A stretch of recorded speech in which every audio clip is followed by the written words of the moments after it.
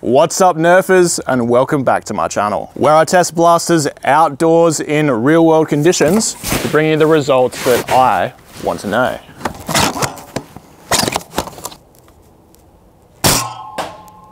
Jeez.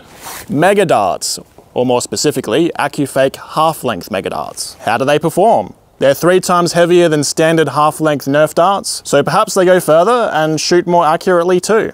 That's what I want to find out today. But first I should probably introduce the blaster I'll be using to test them. This is the M0053-1, or if you're fluent in elite speak, that's the Moose 1. Designed by Misplaced Moose, this monstrosity was printed and assembled for me by Foamwork Adelaide, who sell the hardware kit here in Australia. Foamwork can also quote you a complete blaster if you message them directly. This thing is utterly enormous. The camera doesn't do it justice at all. Measuring in at 134 centimeters in length and weighing just over 3 kilograms, this is a 3D printed mag-fed bolt action which sends Nerf mega half-lengths downrange at speeds in excess of 230 feet per second. An incredibly impressive feat given the much heavier weight of this ammo type at 3 grams each. The darts are so big that I can only fit 7 of them in the mags that I have. There are also 10 rounders and 12 rounders you can print, but to use the blaster, simply shove in a mag of your choice, pull back the bolt if you even have the strength to prime it, close the bolt and pull the trigger to send 6.5 joules of energy towards your unfortunate enemy. Up front it has a 42 bearing beaker distributed in 6 groups of 7. This adds much needed spin to the darts as they leave the barrel, but I'll compare accuracy with and without it later on in the video. The barrel itself is an enormous aluminium tube. The barrel nut at the front holding it in place unscrews and I can take it completely out to show you. It measures 22.4mm on the outside, 19.5mm on the inside, with a total length of 61 centimeters. I feel like the barrel alone would make up half the weight of the blaster. After putting it back in, now for a look at the outer shell. The printing has a very smooth finish to it, with none of the raised lines you'd normally expect from a 3D printed blaster. It's also built like an absolute tank, with little to no flex at all in the body of the blaster. Up top it has probably the longest Picatinny top rail I've ever seen. You could easily attach 3 of these Novrich scopes back to back and still have room for irons, I'd say. On the sides there's decorative cutouts which give you a view of both the barrel and the aluminium structural bars at the bottom. And there's another massive Picatinny rail located on the bottom where you could attach a bipod like I have on mine. On the sides of the magwell it has the name of the blaster and Moose's logo on the right side, and on the left it has the dimensions of a full-length mega dart, which will make more sense once I show you what this pin in the side does. Removing that pin allows you to drop out a mag adapter block, and now it can actually take standard full-size mega darts in all their enormous inaccurate glory. I don't actually own any full-size mega darts to show you, nor do I have the mags for them, but if you do want to use full-length megas, this can definitely do both. As for the half-length mega mags I do have, those can be inserted at any time thanks to a skinny pusher, but when you hit the mag release they don't gravity drop though. You just have to give them a light pull to remove. Coming to the bolt, the outside of it is 3D printed, but it does have a metal inner core, and after feeling how heavy it is to pull back the K12 spring and spring spacer combo I have inside of this, I'd say the metal was a good idea. Also, it goes without saying that at this power level, this is not a blaster you'll be rapid firing. Taking a look at the trigger pull, there's about 1 mil of slack, then you hit a wall that requires quite a lot of force to overcome. The grip has quite an interesting design. It's very comfortable to hold as you'd expect. It's shaped similar to an AR grip, but at the bottom it has what's called a palm shelf. That swivels forward or back, which I believe is so that when you're using a bipod, it adjusts to how it wants to rest on whatever surface you have it on. Coming to the back of the blaster, the stock is a non-adjustable solid piece. There's a pin in the side to completely remove it, which also gives you access to the spring. Moose also provided a weaker K14 spring, but I'm using the stronger K12 along with a spring spacer since it is a little bit of a shorter spring in length. But you can get 3 different power configs with this. You can use the K14 for the lowest power, you can use a K12 for a medium power, or K12 with a spacer like I am here for the maximum power. With the overview out of the way, now I can finally test how good half-length Nerf Megas actually are, because there's basically no info out there currently. I think most people see Mega as more of a novelty ammo type, but given the extra weight of them, they could very well be the future of Nerf sniping for all we know. As usual, I'll do a chrono test, then a range test, and I'll end with an accuracy test. Alright, chrono test time. We've got 2 mags of 7 darts each. And simply because how hard this is to prime and how long it takes between shots, I will skip ahead past the priming just to the shooting. 227, 217, 219, 218, 222, 229. That's all of that mag. Mag number 2.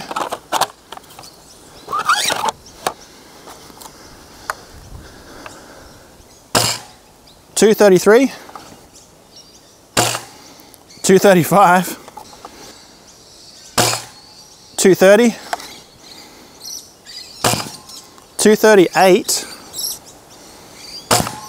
231, 225, 226. Just for good measure, and because those first shots were a bit lower than the second mag, I decided to load up a third mag, which may bring the average up a little. 224, 229, 219, 227, 231, 219,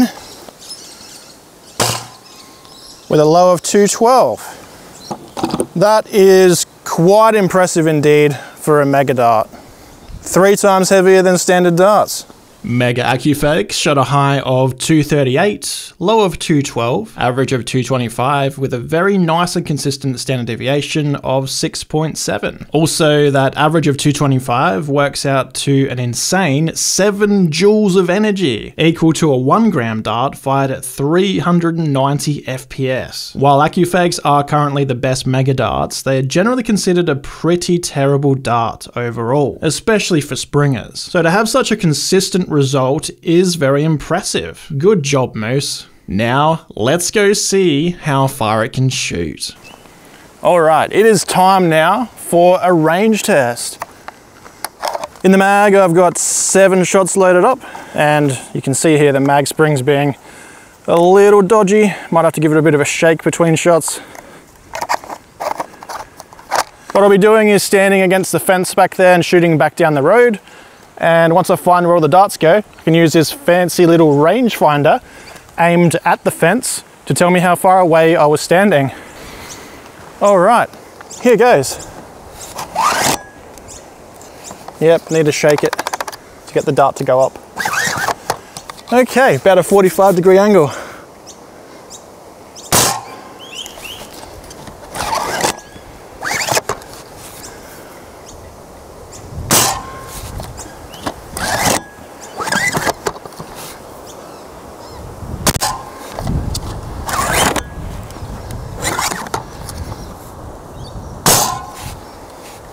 That one was a bit shorter, kind of tumbled a bit. That one's nice.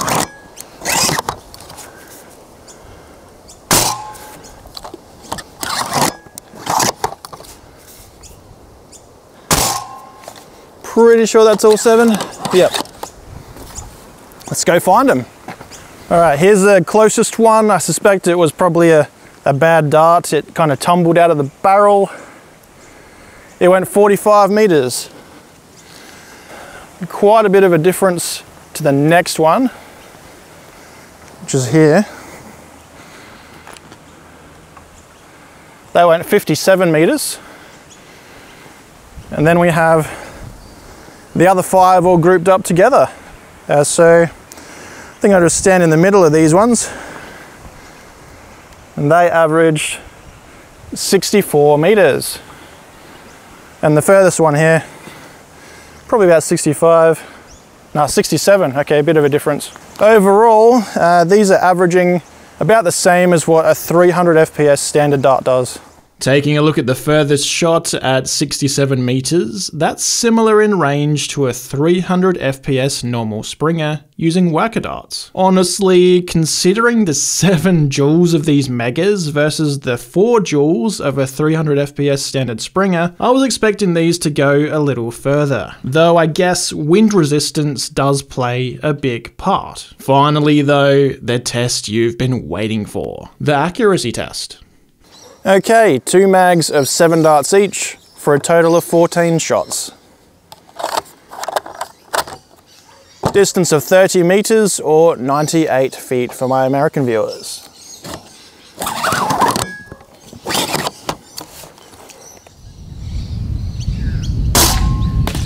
Hit. This is a heavy prime.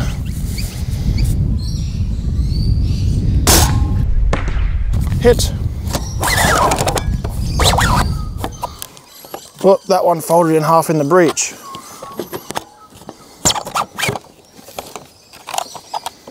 Yeah, we'll retrieve it out. Those first 2 shots look pretty promising though.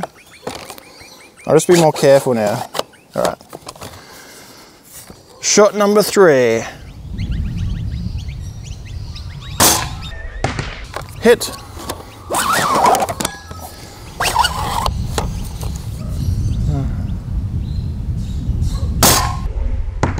Hit.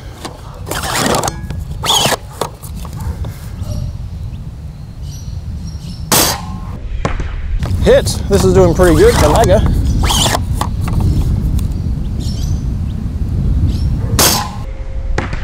Hit.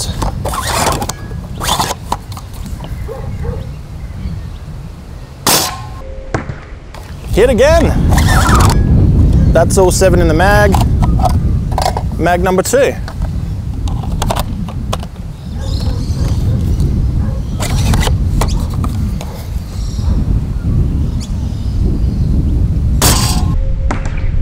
Hit, a bit higher.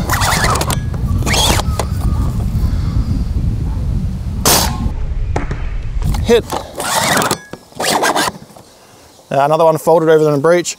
I suspect what's going on here is that the magazine is failing to consistently push them up. I'll just fire this one and grab another. So if the darts aren't all the way at the top and the pusher goes to push it in, it's going to fold it in half like that. Maybe these just need a little bit of a stronger mag spring in them or something.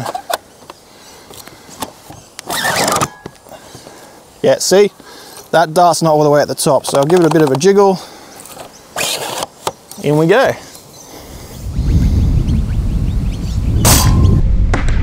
Hit. That's not one to catch now. All right, finally caught.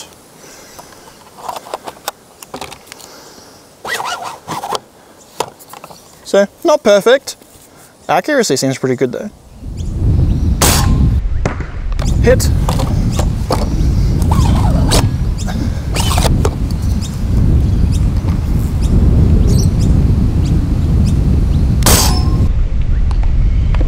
That one was a bit shorter.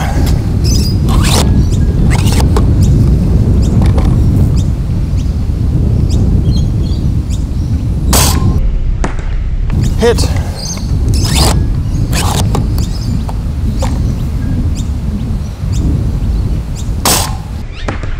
Hit. And that's all 14 shots. Honestly, quite impressed with this thing. Mega dart shooting that accurately, pretty much on par with any good half-length dart Springer. For now though, just to see that this thing's actually doing anything beneficial, let's take it off and see how bad the shots get.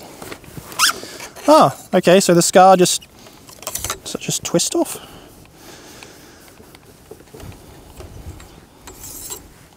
Ah, nice.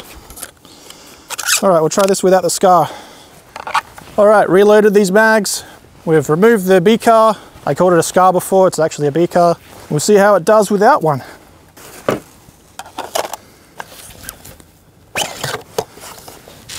Let's aim for the exact same spot. Ah, they went way too high. Did I bring any spares? I did bring some spare darts. All right, we're gonna aim lower. What if I just aim for the dead center? Hit.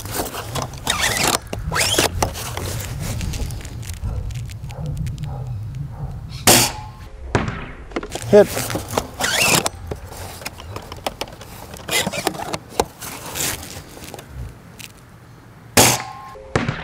Hit. Come on, there we go.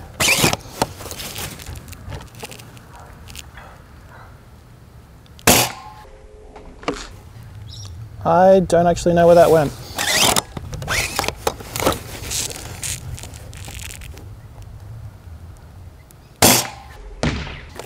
Hit just on the bottom.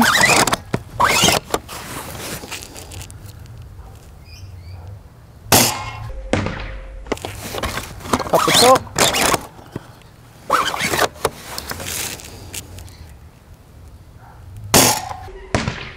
Hit. Catch isn't liking that. Over the top. I hope the camera zoomed out enough to actually plot where that went. Hit.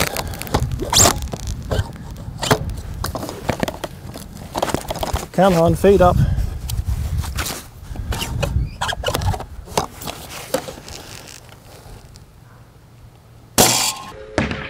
Hit.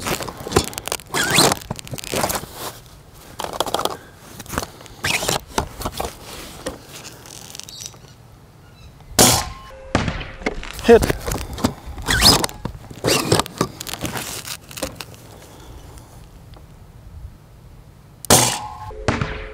Hit.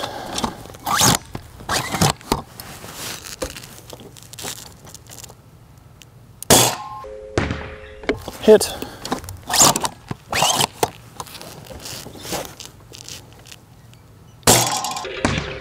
Hit. Oh, that's all 7 of that mag. Deprime it.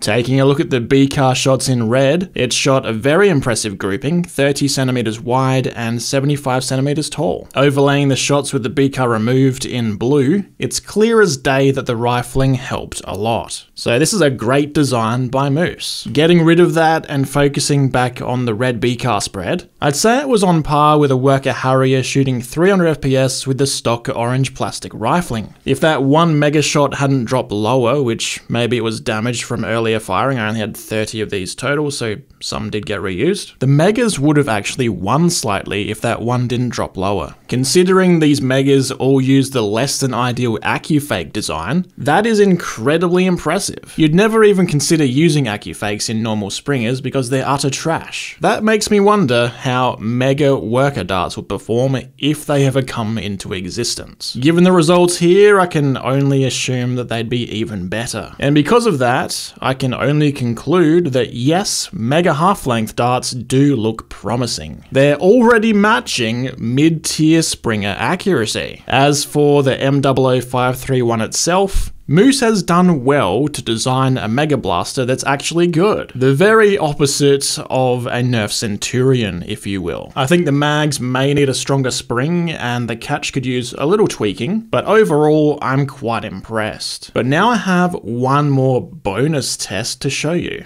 Okay, so after doing a chrono test, a range test, and an accuracy test, there's really only one more test you guys want to see, right? I'm going to shoot myself point blank in the hand just to see how much this hurts.